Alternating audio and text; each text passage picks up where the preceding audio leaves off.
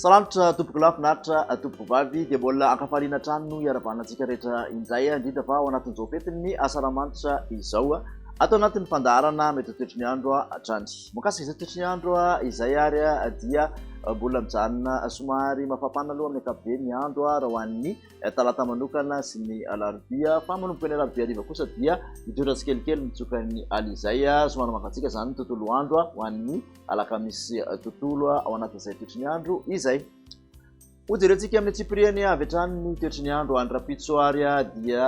maina amin'ny ankapobeny mamerana ny nosy misy orana malefaka ihany ny morotsiraky ny maro antsetra sy antalahy iny somary mandrahona ny faritra savasy ny faritra nalanjorofo ary ny faritra atsinanana ny fandimby ny rahona sy ny masoandro any amin'ny faritra sisa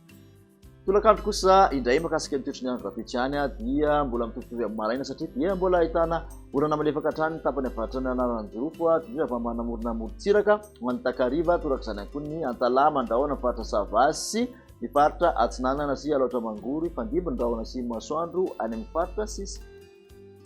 vinavina ho an'ny maripana kosa indray raha ho an'ny rapitso manokana dia manodidina ny 1 ka hatramin'ny 9 degré celsius ny ambony indrindra aty amin'ny faritra avoatany motsiraka atsinanana kosa dia 1 ka hatramin'ny 4 degré celsius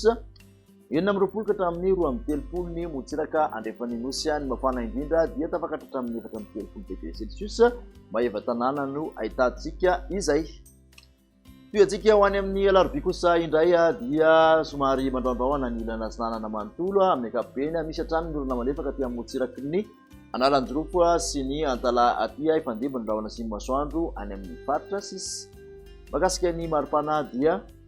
20 ka hatramin'ny 20 ny ambony indrindra aty amin'ny faritra avoatany 20 ka hatramin'ny 20 degré celsius kosa raha ho an'ny motsiraka atsinanana 20 ka hatramin'ny 30 ny motsiraka andrefan'ny nosy ny mafana indrindra dia 30 degré celsius mbola maheva tanàna hatrany hofaranantsika ny toetry ny andro ho an'ny tontolo andro ny alakamisy efa somary mahazovana montsoka ny alizay araky ny nambarantsika teo dia ahitana orana araka izany ny faritra sava ny analanjorofo torak'izany ihany koa aty amin'ny motsiraky ny vadivavy fitonany atsimatanànana aty ka aty amin'ny taolany aro aty mandrahona ny ilan'izany avoatany manontolo ifandimby ny rahona sy ny masoandro aty amin'ny faritra sisa ny maripana ho an'ny lakamisy dia manodidina 1 ka hatramin'ny 4 degré celsius ny ambony indrindra aty amin'ny faritra avoatany motsiraka atsinanana kosa 20 ka hatramin'ny 17 degré celsius raha toka 20 ka hatramin'ny 30 ny motsiraka andrefan'ny nosy mbola maheva tanàna hatrany no mafana indrindra 30 degré celsius